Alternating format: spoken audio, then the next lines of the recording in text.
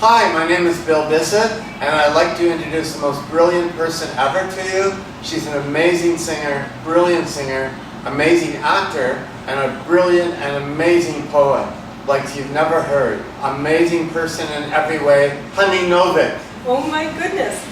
As Bill said, I'm Honey Novick, and this is the national treasure, Bill Bissett, who's a poet, he's a painter, he's a role model, but mainly he is the person that inspires so many people, including me, to just do better and just be better. I'd like to start off with Meditations from Gold Mountain 5. His life replete with intertextual references. At last he could see that, of course, isn't everyone's? There are no ordinary people. Really, the person is mercurial and levitating. And I go through, and you go through a tunnel of clouds. We come to you through a long copper tube, through the bluest blue sea, washing, wishing, and rolling above us, the tides coming in and out through us, the eyes of all times glisten and shine. The sea creatures' chatter of memorable lines carries its kaleidoscopic projections through the forest beings, hearing through willow, spruce, cedar, and alder, the eyes staring out through the night, alert beads of light. Undersea our being feral and memorizing of texts, glistening and dissolving as we coming together and stay. What does it matter what I understood? It's all given to changing tempo and oak. All the branches we are tangled up in root us out. And the gold mountain sings, silent through our night.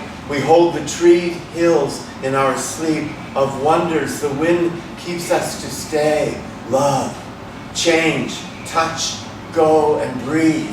The heart of this or any world, the pine cones whisper through the languorous hours. So, I've been published in many books, but there's a few that I just want to share with you. This one is 2 books ago, and it is called Sanguine Encounters with Greatness. The cover is done by the great Bill Bissett, and this one, Undefeated Relevance, also the cover is done by the great Bill Bissett with a foreword by Bill and Ruth Stackhouse.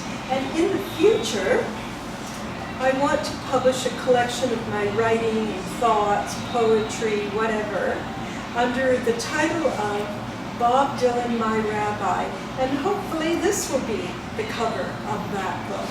But until that time, I had mentioned, I'll be right back into the frame of things, that I work with Ruth Stackhouse, who is the founder and director of a theater called the Friendly Spike Theater.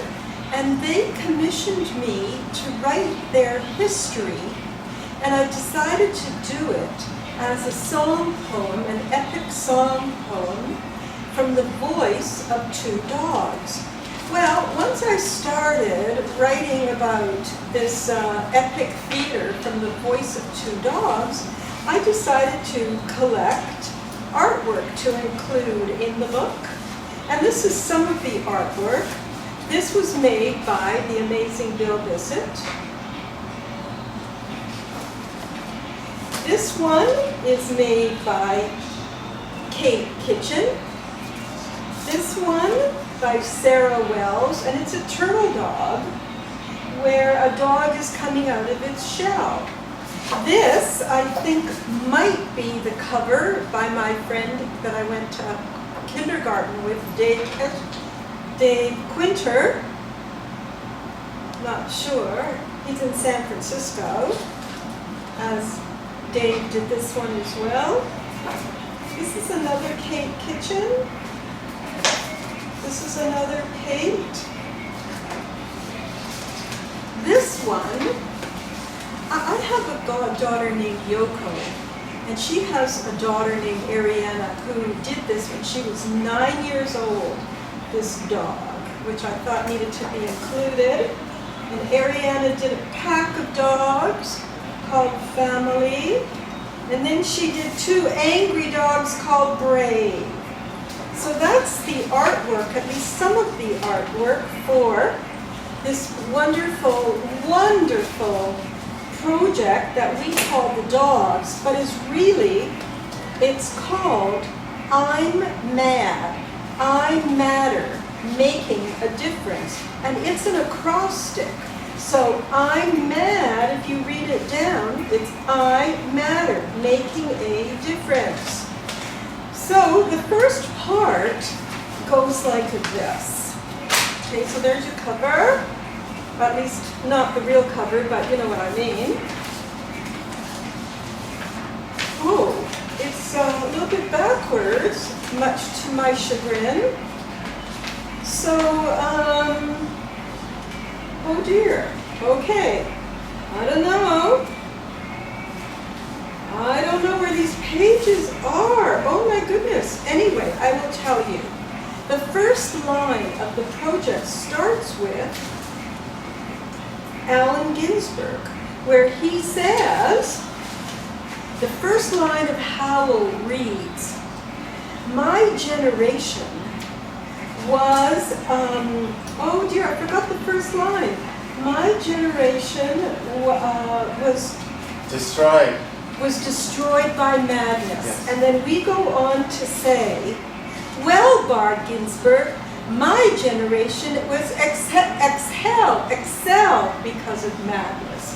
And It's then, 2 different ways of looking at one word, isn't it? yes. That's very cool. Yes, except that in the poem it's excelled by madness. Yes.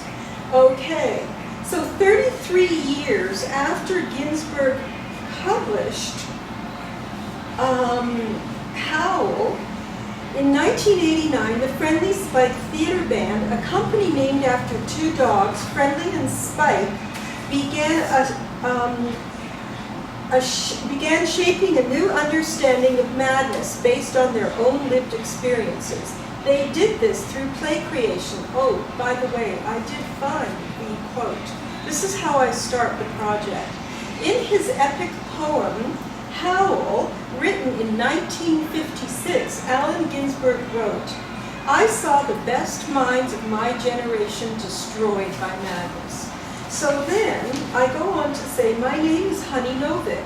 This is my own epic song poem in detailing the history of the Friendly Spike Theater Company and my own involvement with this extraordinary endeavor. I'm an artist resource person, a relationship going into 2 decades. So please howl with me when I give you the cue.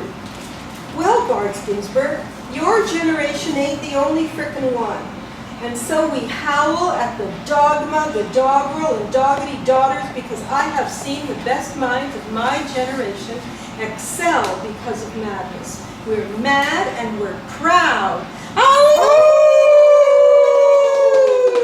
Hey, little doggy, do you hear it? Listen, we're howling back to all the Allen Ginsbergs of the world. I stamp my feet, wiggle my tail, howl, howl back, because we are howling for 1, 2, 3, 4, a new creative vocalization of yips, barks, growls, sniffs, slobbers, nips, pulls, licks, bites, snuggles, cuddles. No, I am resilient, not destroyed. I am emerging. I'm mad. I matter. Making a difference. Singing this song. This is an urge. The urge. Is that urgency? The urgency is an emergency. Emerge and see. Oh, dear Bard Ginsberg, your time and my time are different. You lived during the beat generation.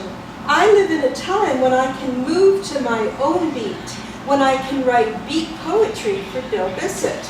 In a complacent world, let sleeping dogs lie.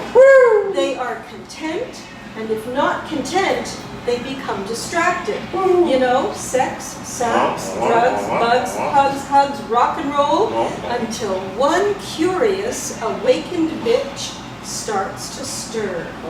Like a tenacious terrier, she asks questions. She sees stories. She knows she can make a difference, doggone it. And so now I'm going to turn you back to the really wonderful Bill Bissett. That was amazing. I'll never forget that pizza at sunrise and black coffee so thick with the scarlet blazing huge and growing ball clambering over, filling the horizon. That pizza at sunrise on the Pacific Ocean and its spelling life breathing in us for some decades, many years it stayed with us. The pizza, a vegetarian, some pineapple, and all our fingers reaching out to the bright reddening sun. We were tall then and gangly. And the bright light turquoise waves, always coming in palms and cayeta frijoles. This was not the love that we each wanted, but maybe it was better than, and we wouldn't know. And over the years, I've had pizza in snowfields, the tango of rice fields, tangerine islands with celery trees, and it all changing the company, the time, the rind of memory, and the pizza, pineapple, cheese, and our lives. It's another highway. What is the soul but that we dream it? What is the soul but that we live it? I held you in my arms and hands, then someone moved, and I held the air in my hands. Both are wonderful, you are better, another unreal comparison. And the will of the wind, often deciding many of the changes, nothing ever pans out for long, the glint of the gold in the passing light. And I begin to accept not only do I belong with the wind, but I live in the words and images. That's where what and who lives in my heart. Just because I like you better than air doesn't mean you'll stay. Go over it again, air doesn't stay. It is, and the fool's gold shines as well. And the hot sun of the life and the river song moves within me, even as I find a quiet place by the river in the north for my daughter's ashes and those of her son. I clambered down on the rocks, there is no wind. I mixed their ashes together and emptied the bag over the water. There is no wind. And then the wind comes up fast, and there's ashes all over me. And the rocks, most of the ashes went into the water. I brushed the ashes off my t-shirt into the water from my body, saying goodbye again.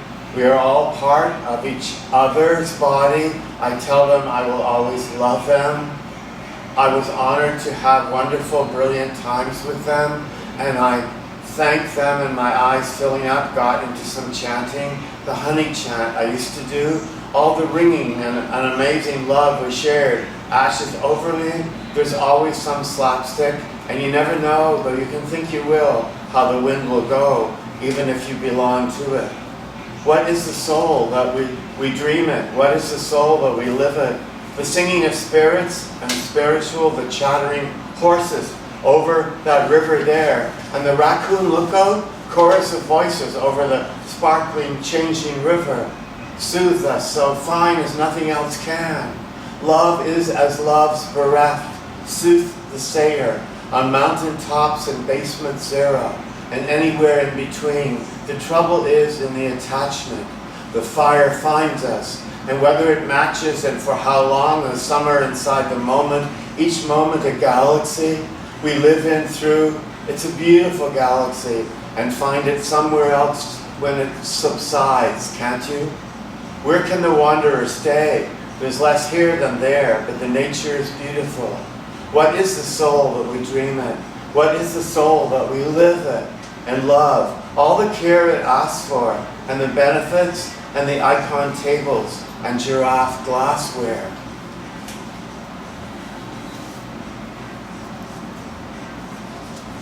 And so when I'm living up there, we're close by all the time.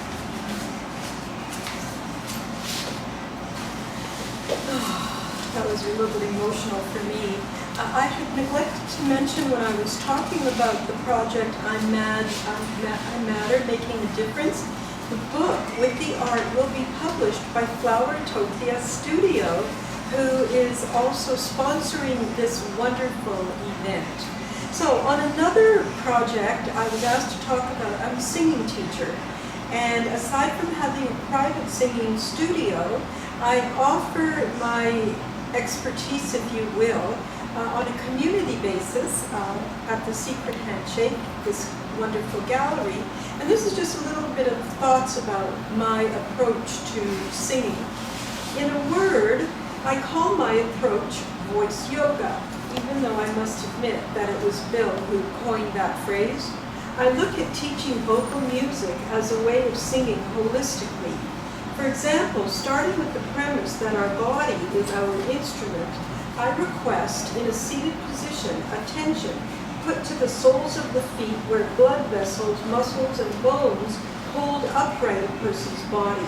When one's body weight is balanced on such a small area, more attention needs to be paid to one's feet.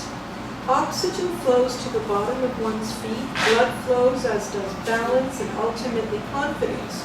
It is all interconnected. We try to understand the relationship between the ankles, feet, knees, hips, waist, spine, nape of the neck, and posture. We do this inadvertently through singing. We exercise these joints as well as the shoulders, arms, elbows, and wrists while singing silly songs or chants or nonsense syllables.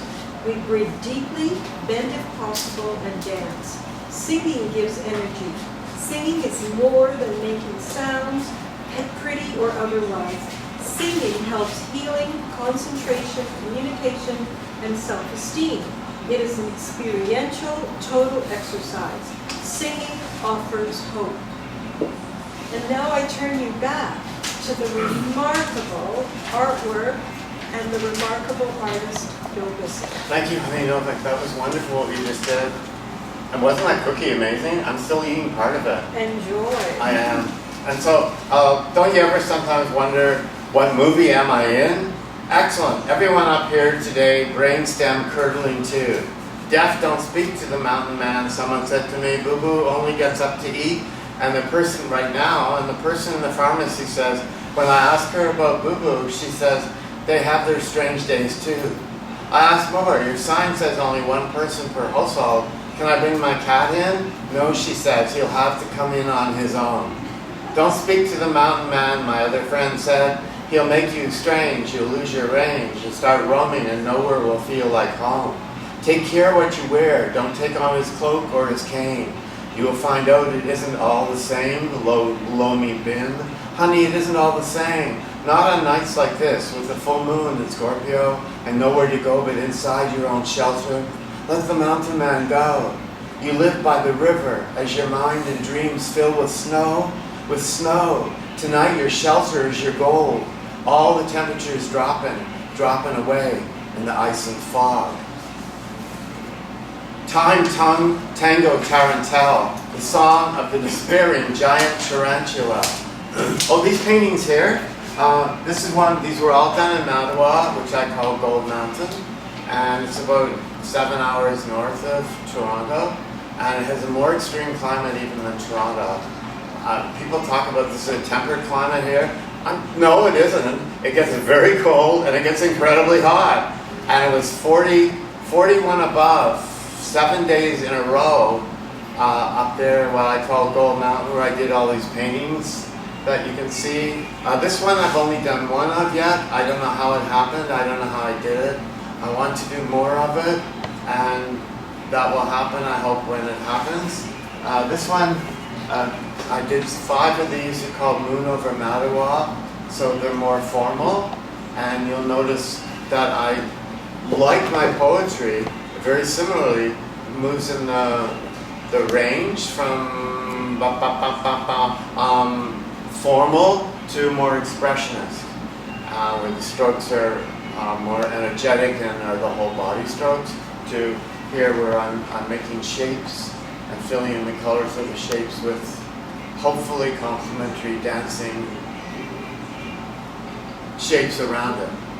I've seen many full moons up there, because unlike Toronto, you can see every full moon. There's only one night you couldn't. Oh, there was one night in May the magic cat I live with, he went into his little house and closed the door from inside. He saw a little paw moving in the, because like, there were giant clumps of ice in the sky, and they were falling on the deck just out where we live. The deck is like 200 years old, it's falling apart. But they're not going to fix it until someone falls through it. I mean, why not? Why do it beforehand? What if no one ever falls through it? I mean, I get that. Why go to the trouble? And so I love painting and I love writing. And I actually started painting a little before writing. And for me, they feed each other. And I have a lot of them here. There's some in the window there. Here's one of Honey Novick there. There's a face that I paint that is actually Honey Novick's face. And I paint it quite frequently. And it's great. And I love it. And this seems to be next to Reid. I don't know. I've never read this before. I'm reading some poems from my new book, Breath, which is holding up this painting, so I can't move it right now. And then I'm reading a lot of new work I've done up in Gold Mountain. Time, tongue, tango, tarantula, the song of the despairing giant tarantula. Existential dread, did you hear that? Macabre laughter. Was it who? The TV anchor announcing a new swarm of murder hornets to watch out for. What next? Locusts? I thought I heard you in the garden. It starts from within and goes outward from there, pulling back in and realigning. I'm getting Dr. Ed on the line. Dr. D, Red, dead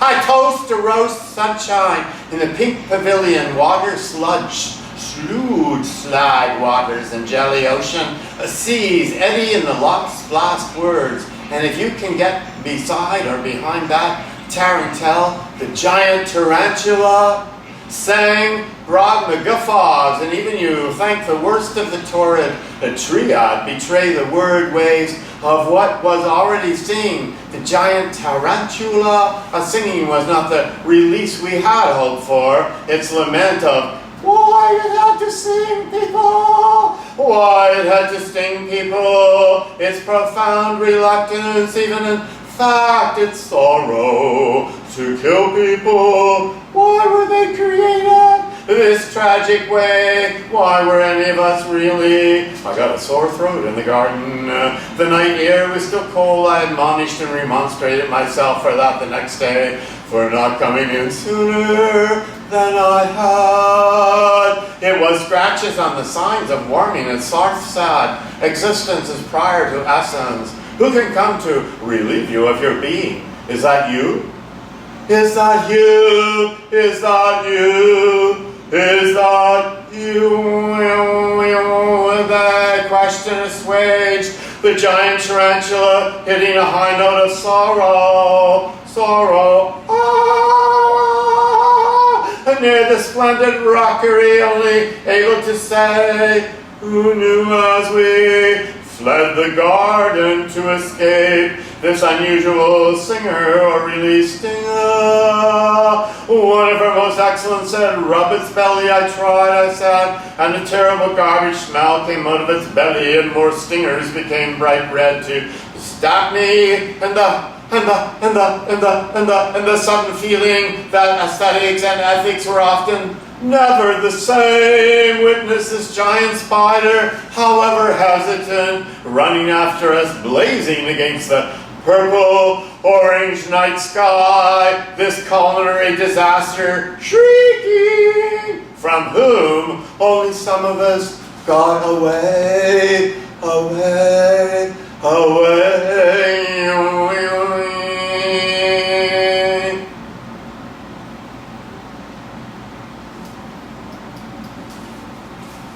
It's a true story. It's disturbing. And now Honey Novick. How do I follow that? I don't know. I think I'll go dark on you. I'll go dark. So in my neighborhood in Toronto, I live midtown, but it's kind of odd because some houses, some parts of where I live are mansions, you know, and then you walk a little bit and it becomes very middle class, and then you walk some more and it becomes very ethnic, like particularly Jamaican. So there was a group that decided to put together a project called What My Neighborhood Means to Me, and it was a contest. And I actually was one of the winners. I was one of the top winners, and the piece that I wrote is this one. It's called Eglinton West, My Neighborhood. Darling, you are my shining star, don't you go away. I first heard the words to the song somewhere a long time ago, but I needed to hear it again and again. I needed to sing it for the children. I needed to sing it with the children. One balmy evening, Heather and I drove north to Eglinton Avenue West in search of a recording of this song, an LP, a 78, a 33 RPM. We find it, a long play in a Jamaican music store. I bought it, played it over and over, and wore it out. When the time came to leave Bellwoods, I came to Oakwood and Eglinton, found a place nearby. I was in Happy Land, close to where I could buy veggie patties and peppery goods, sorrel leaves, limacol. I was happy. Here, I could remember Jamaica and my friend who died of AIDS. This friend asked me to go to Montego Bay, find the water's edge, say the Daimoku, my prayer for him, because he couldn't. And in time, I did do exactly that. Bluma Appel heard this story from where or whom I don't know. One day in the mail, a raised gold leaf envelope, an invitation arrived. A ceremony honoring friends and families of those whose lives were taken by AIDS was held at Ontario's Parliament buildings. Maurice and I went. The town crier called us in, very British, pomp and circumstance, and humbling. When I came north to settle in my new home, I walked the streets of memories and new beginnings. One day I drove north, turning right off onto Eglinton. In this traffic-jammed big city, there was that vibe, that big city vibe. Was it my imagination? Was that a bullet flying by? It didn't hit me and it didn't hurt me physically, yet I was seared. I commented to my friend Clifton, who looked at me deeply and said nothing. What could he say?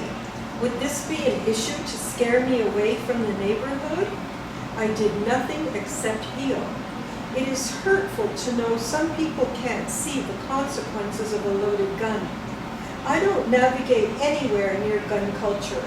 I realize bullets are man-made. It is the man, the human, I have to live with. I looked deep inside me, felt a hurt that was my hurt and wasn't my hurt at the same time. I believe with all my heart people are good everywhere, except when they're not. All of life is a crapshoot. Live it. That's what I did. I stayed in the hood, ate in the hood, shopped in the hood, buying colorful flowing clothes. I am happy smelling memories, knowing new beginnings are seeds that have sprouted, needing to be nurtured. This is my community. This music beats in my blood. This spirit is my teacher. This world is what I make of it. Darling, you are my shining star. Don't you go away. And now I turn you back to the wonderful Bill Bissett. Thank you. That was so beautiful, man. It's amazing. Amazing, beautiful. Thank you. Speaking of environmental issues, I don't think it's fair. People trying to stop fish from farming. Do you? Why are people so mad at, say, salmon farming? Isn't that good for the salmon? All the exercise in the work and open air? Wouldn't farming make salmon stronger, more agile, more full of nutrients for us to benefit? If people don't want to farm themselves anymore, why not let salmon do the farming? Why stop the salmon from farming? Isn't that their decision to make? And wouldn't it be good for all concerned? Though it could be said, how could salmon farm on their fins to push the plows, etc.? Can they become primates overnight? And if not, can they really farm on their backs as some claim? Can you imagine salmon floundering as so many people have farmed on their backs, or was that farming?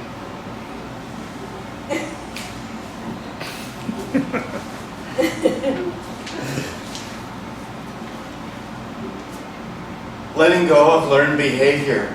Meditations from Gold Mountain. Ref the abstractions of language 32. The ramshackle witness could only say fingers and toes.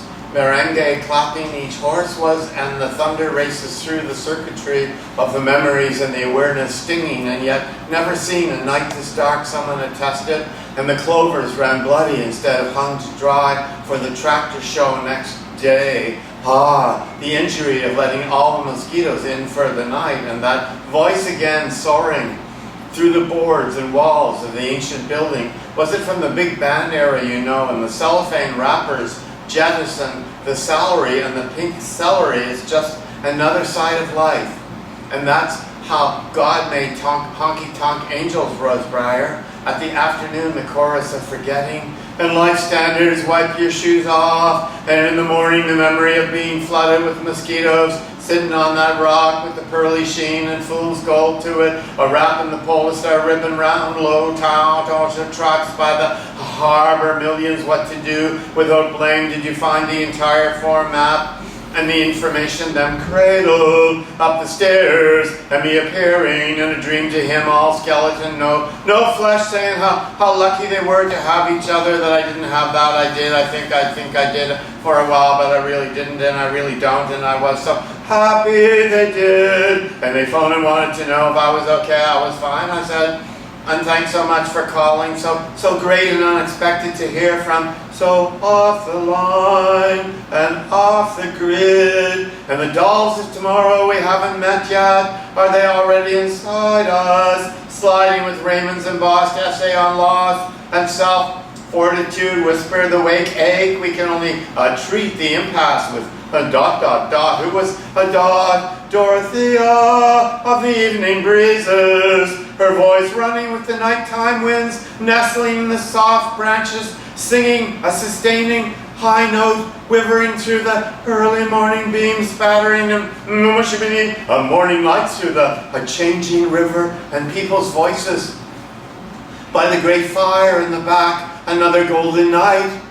Her voice, the singing whisper of the galaxy, runs through us all. Our skins enthralling, threads within threads, strings within strings dissolving, reappearing in changing guises, dissolving and reappearing again, never holding for long. The music of everyone, continuing everywhere the song, yet straining into the tallest sky, wherever, forever, presumably no answer lies.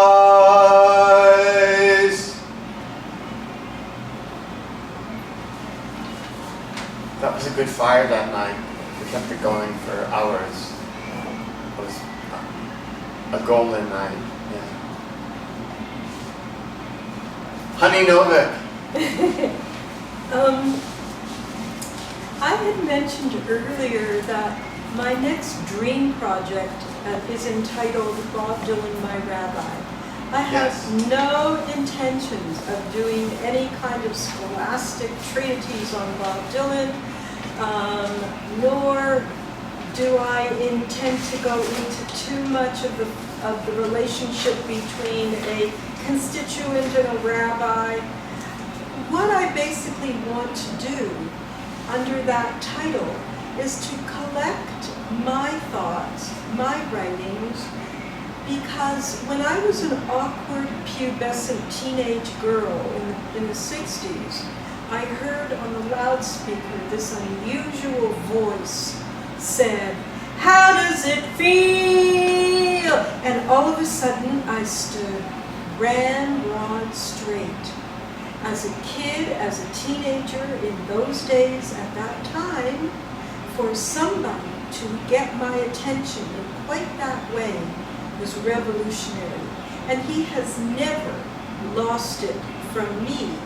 And so because I heard that voice, and I felt through that voice and those words and that thought and that spirit that all things were possible, then maybe I too could fulfill my dream of becoming a singer primarily, then writing my own songs, and then sharing those words with others. So that's the thinking, but it didn't really come to fruition until I had the profound good fortune to work with a pianist named Neil Gardner on a tribute to Leonard Cohen. And through doing research for about 2 years with Neil on Leonard's work, I really began to delve into what poetry means to me and how it has affected me. And so when Neil one time made a quip about, is Bob your man? Isn't that amazing soundtrack? I know, I'm loving it. It's like bubbles, it's like bubbles. So when Neil quipped, "Is Bob your man?" I went, no, I don't feel that way about Bob. And I thought about it. I thought, Leonard was my God. But Bob is the one that I find so much comfort in what he says, how he says it, that in all of these decades, that has never failed me, is that solace, that confidence, that actual encouragement. And so one of the pieces that I want to include was a challenge from the Ontario Native Women's Association, who were writing a report to the provincial government, the Ontario government, on who exactly is an Indigenous woman. And one of the elders said, "Why don't you submit something?" And I thought about it, and I mean, what does this in June have to say about Indigenous stuff? But I decided to write it. At first it was not accepted, but this elder really believed in me, and she encouraged me to keep going. And so I came up with this piece that was requested to be included in the report to the Ontario government on who is an Indigenous woman. I am who, I am her, I am who is she. She juts out her chin, pointing the way forward. It is cold and dark, but she needs to get where she needs to be. Yes, it is scary, but when there is no car, bus, train, and all she has is her thumb, she has to use it. She is there on the open road, ripe for picking, and she wants to be picked up if she's a hitchhiker. She wants to walk freely if she's on foot. She is brave and fearless and vulnerable. She knows the road is rife with predators, but she knows to get where she's going, and on the wisp of the wind, she throws her fate to the unknown and goes. With beautiful black hair and eyes that reflect the moon, she looks out at the world not so familiar. To survive, she had to quash the sound of her heart beating, drum beating. She had to forget her language. Maybe it was Cree, and she would call others Keshigesh, greedy guts. Well, so she had to develop a code, like politeness, not really. Maybe she needed milk or water because when she turned on the tap and brown water spewed, she didn't want to be poisoned. They shared the river, she, her people, and the uranium mine. They poisoned the water with their waste. Maybe she just wanted a good time. We all want a good time. Why should she be punished for it? Oh yes, she is a survivor. She championed a will to live, beating the genocide thrust on her people. Yet, to the Keshegesh, she was dispensable. And so she struck out on her own. Somewhere in her blood she remembered. She remembered Wendigo, the spirit, and knew she couldn't escape. But she left her spirit. If we look hard enough, we see it. When we look hard enough, we are ashamed.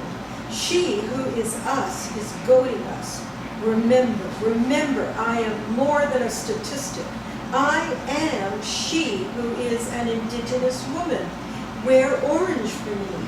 Wear a red dress, as in redress, murdered and missing, but never forgotten. Special appreciation to Buffy St. Marie, who inspired a lot of this writing and taught the words Keshegesh and Wendigo. So back beautiful, to, man. thank you. Amazing. So Brilliant. back to your, as Jack Kerouac says, your Indian boy heart. Thank you. We are all here on such a thinner sled. The mind looking for things to worry about to give us significance, is that it? But some things, they're real for sure. I'm mindful of the turnaround in the reincarnation center, getting there, getting there, getting there. If we stayed here long enough, would everyone we've ever known show up? The sound of writing, fingers moving across time and space, making codes and signs, signals, calligraphic marks. Is life almost indecipherable? And yet the possibilities for happiness are amazing, at least in what they used to call the realms of the heart. Texting. I font and don't know. Going in with it. Whatever's possible in the Murrain tangle and currents can bring disaster, can come in sharp, fast. Being, yes, Maddox can give perspective, understanding, as the setting so often changing, reverie, serenity, adventure, praises for the particulars and particles and moments the words are, wanting to emulate, resonate, keep on, keeping on, letting for the long recovery the journey is. Letter to someone from Mr. Neanderthal, who fell to his knees from his astonishment of the emerging and huge light in the zebra afternoon sky. Hope you are having excellent days and nights, some pat on the head, some raison d'etre, but there's a loophole, the headache of it all. And another letter said, wishing you acceptance and self-realizing dreams, breaths, and the touch of everything, wonder, fills your amazing present. What you don't need, let go of. Serenade letters for stringed accompaniment. Timpani, horns, and piano, now and always, especially as in, along with, as well as, each beat, the mist and wonderment, cascading bliss, and seeing through the sometimes opaque mist and everything, and oboe through the gold spheroid opening, listening, a blue heron appears, holding an arrow, saying, come this way, softly, and the drum and guitar also feeds this passage through the green and gold marshlands. Even the diamond-studded night ride in this enveloping sky. Let's go to the room with no time, and no walls or floor or windows or ceiling. What did you say? More cleaning? Tomorrow there was no time for almost a week, and then time returned and assignments and goals, and we can meet with again at the Mystic Muffin in the south, in the describable moments totally dissolve always to a new scene, another mise en scène as well as such reappears again somewhere else so far away. Always like the image of the huge freezer trucks parked behind the hospitals in NYC to store and transport the bodies piling up. And thoughts, while self-isolating, Can we isolate the self like another virus or a gene? The self, is it created something the modernists concocted, some said like a realistic dream sequence? Or is the self something that's always been with us, created and self-creating, relational and contextual and replenishing, like a rare lake or stream? The marrow and the fleshy theme put schemes and reactions on the bones, covering those with narratives, dramas, visions, and life-breathing lines. Tell them about it, the costuming, what can save us. Not so much the melody and litanies of turf songs and parodies of some sweeping reach. Deaf, universal, single-payer health insurance available to everyone, each person's right, and putting science before rhetoric and full beliefs. If we are all taken care of, each one of us is, no one is more deserving of health and life care than anyone else is. No more brutal entitled class systems. We can afford everyone to be okay. The hand makes holding onto a branch in the water, the dream in all our union and separateness of being self-independent and one creature. Take care of each other in time. A branch in the water held out to each of us. The dream. Who's calling? The trouble with hierarchies. The trouble with theocracies. The trouble with oligarchies. The trouble with plague, famine, and war. It's never finished. Those are all part of each other. Have a heart. Mr. Neanderthal sings. The trouble with oligarchies. And the light in the next afternoon sky became brighter and brighter and overtakes everything. Astral traveling also is a way to go. Mr. Neanderthal mused in the nothing to explain or describe. He asked, where did the blue heron go? Honey Novick. Where did the blue heron go? They're still looking. Oh. I always remember Bob Dylan when he said, don't follow leaders, watch your parking meters. I know. 1965. I know. And I was post-pubescent and rocking, and I thought, oh, that is the story. I know. That's it. Don't follow leaders, watch your parking meters. I've never, ever veered away from that. Yeah, don't follow leaders. And they call me an iconoclast. No, I'm a Bob Dylan fan. Yeah, I said it very cool. Remember John Wesley Harding? I listened to that for hours. Oh, man. And over and over I listened to that. Yeah. It's amazing. Yeah. Very profound I for know. me. And the new one is called Rough and Ready. And the first song on the CD is an I Am Multitudes. And I think to myself, well, Bob, you're multitudes, I'm just nouns. You know? That's his first CD since he did The Night We Called It a Day, isn't it? I know. Wasn't that a genius version of that song? You know. I played that over and over again. Me? I Oh my even God. played it for Neil. Oh, It's like, oh my God. Heaven. Something similar I played it for. And it really was therapeutic. To me, Oh that's my God, I think I can voice. get this. Yeah. You know, where do I find this for me? Yeah. Find me, as Leonard says. I'm, There's not I'm much of waiting. you left, he said. Find me. There's not much. Wasn't that the No, second find line? me. I'm Oh, right. 39 or Oh, something. no, that was the line I wrote. Yeah, he said, find me, I'm almost 30. Yes, that's right. There's not much of me left. You better hurry. Excellent. When the impossible becomes I'm possible, I realize with real eyes, I see, realize. And the awful becomes awful. As I sit outside waiting for the nail polish on my toes to dry. You can call me honey. You can call me mon ami. You can call me honey bee, but never call me late for dinner. You can say I'm silly or say I'm in the cups. You can say my head's in the clouds, but never say I'm disloyal. You can walk away from me, you can turn and show your back. You can say and do what you will, but don't expect me to be responsible for how you feel. And now I turn you back to the wonderful Bill. I just want to say that Rattle that blew up previously or did its thing that was given to me by Jerry and Arlene Lampert in the late 1970s. That's how long I've been playing with that rattle. That's amazing.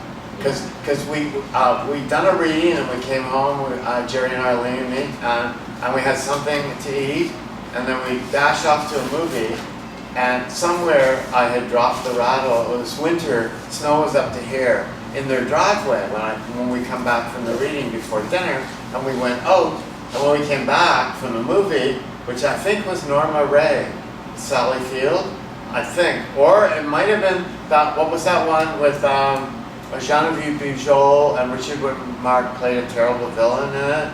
Coma? Coma, yes, it might have been Coma.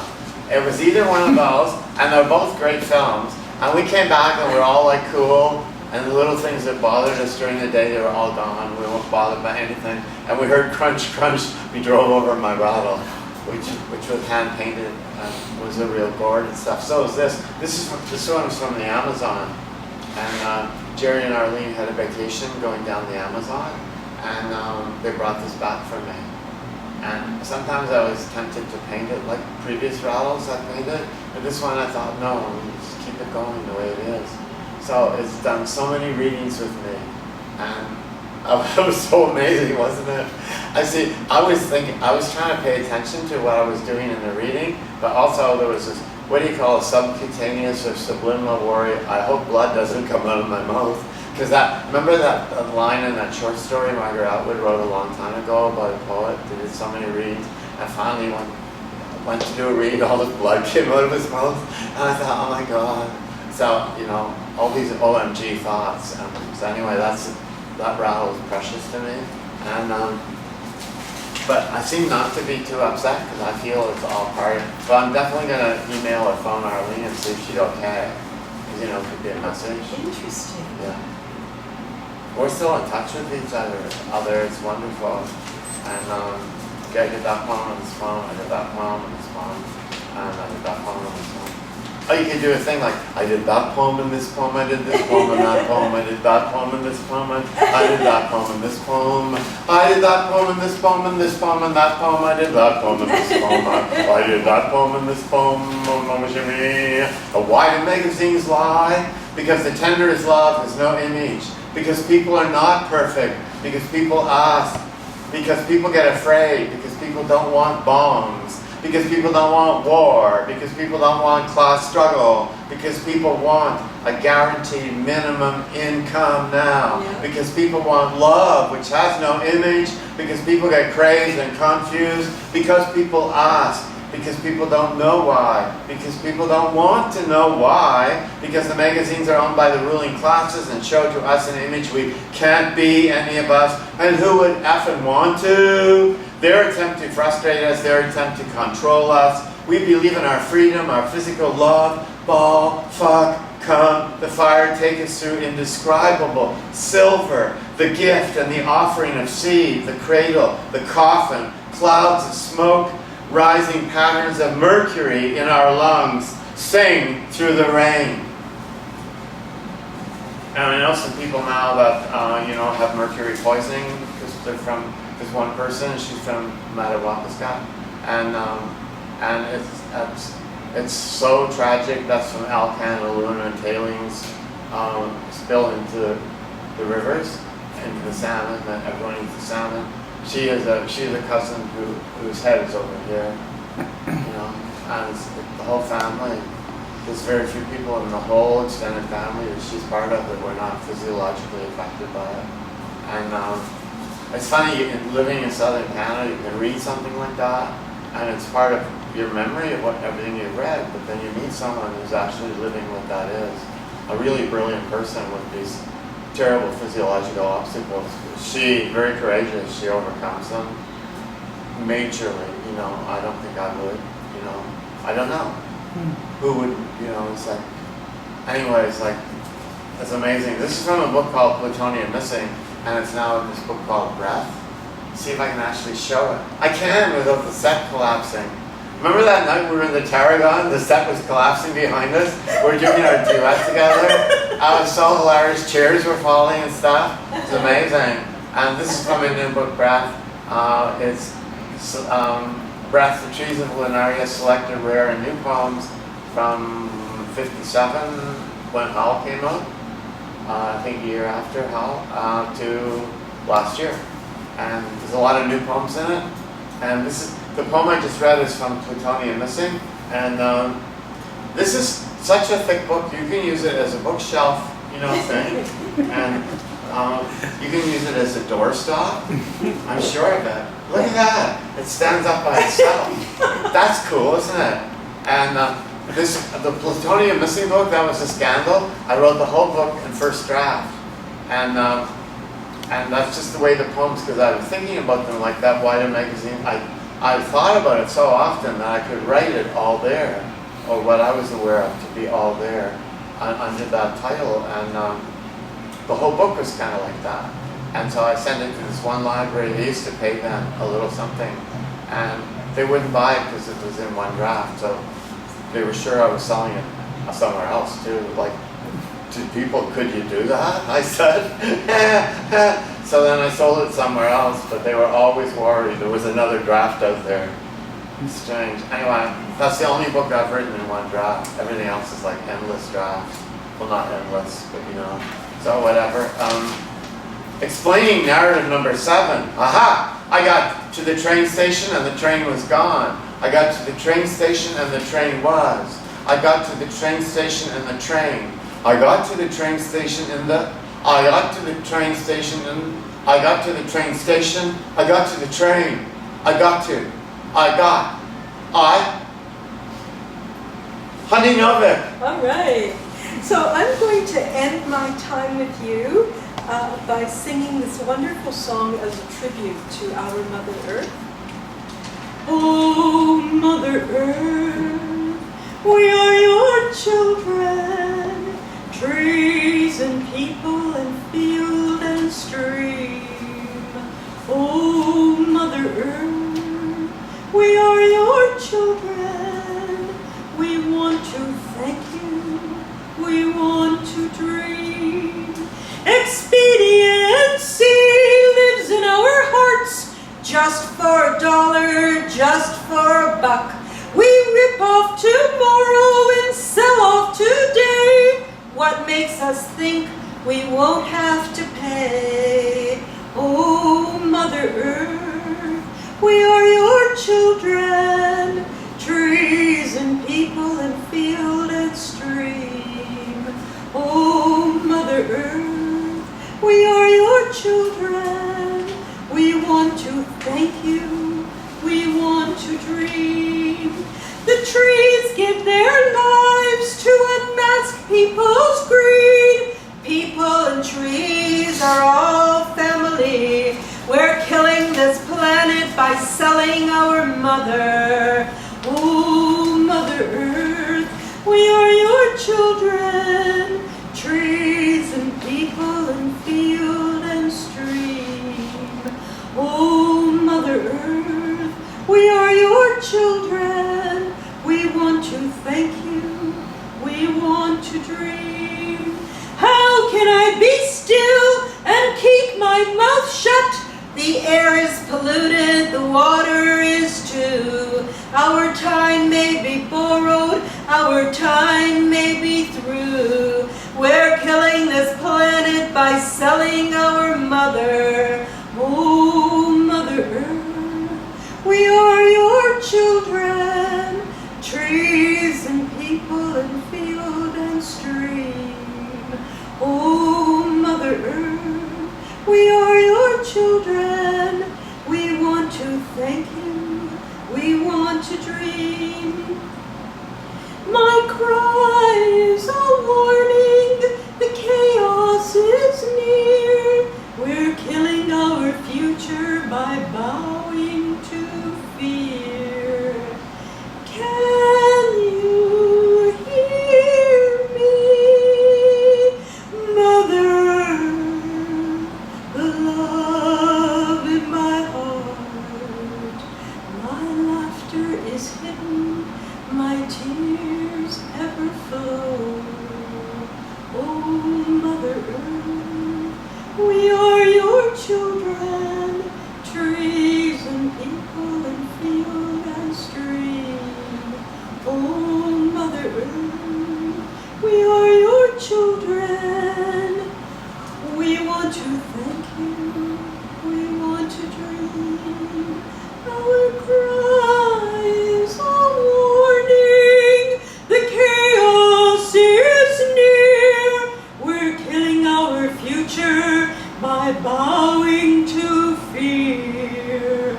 Oh, Mother Earth, we are your children, trees and people and field and stream.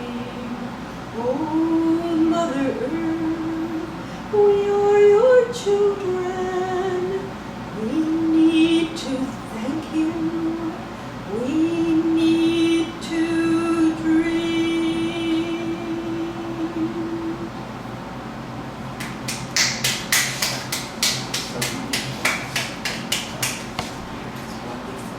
So now back to Bill That was so, Bissett. Honey Novick, so wonderful. That's so wonderful.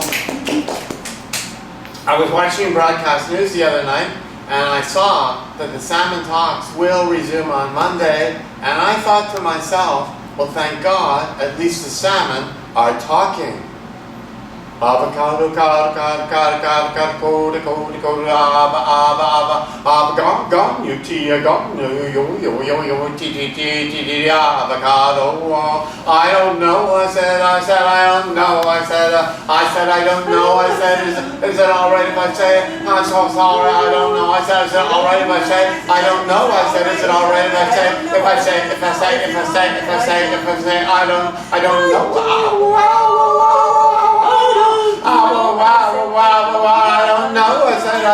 I said, I don't know. I said, is it okay if I talk about the stars? There's so many stars, so many stars, so many stars, so many stars spilling out of the skies, so many stars spilling out of the skies, out of the skies, spilling out of the stars. Out of my eyes, out of our eyes, out of our eyes. There's so many stars spilling out of the skies, so many stars spilling out of the skies. Oh, you're coming me, my coming you, you're coming me. My coming you, my coming you, you're coming me. You're coming. Is it okay if I say I don't know? I said I don't have to know. I said I don't know. I said I don't know. I said rock me, I don't know. I said I don't know. I said those are the stars. We see the stars are there. Where we are.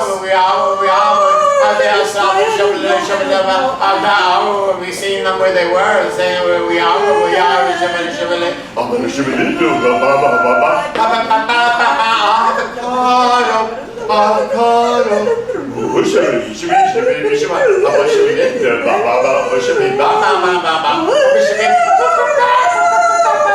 Avocado.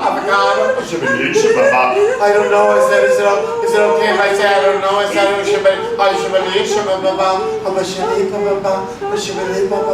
his arms around him and all the rain coming in. His arms around him and all the sweet rain coming in. His arms around him and all the sweet rain coming in. The sweet rain coming in. The sweet rain coming in. Her arms around her and all the sweetest rain coming in. All the sweetest rain coming in. All the sweetest rain coming in. His arms around her and all the sweet rain coming in. His arms around her and all the sweet rain coming in. Her arms around him and all the sweet rain coming in. All the sweet rain coming in. All the sweet rain coming in. Her arms around him and all the sweetest rain coming in. Coming in. Coming in.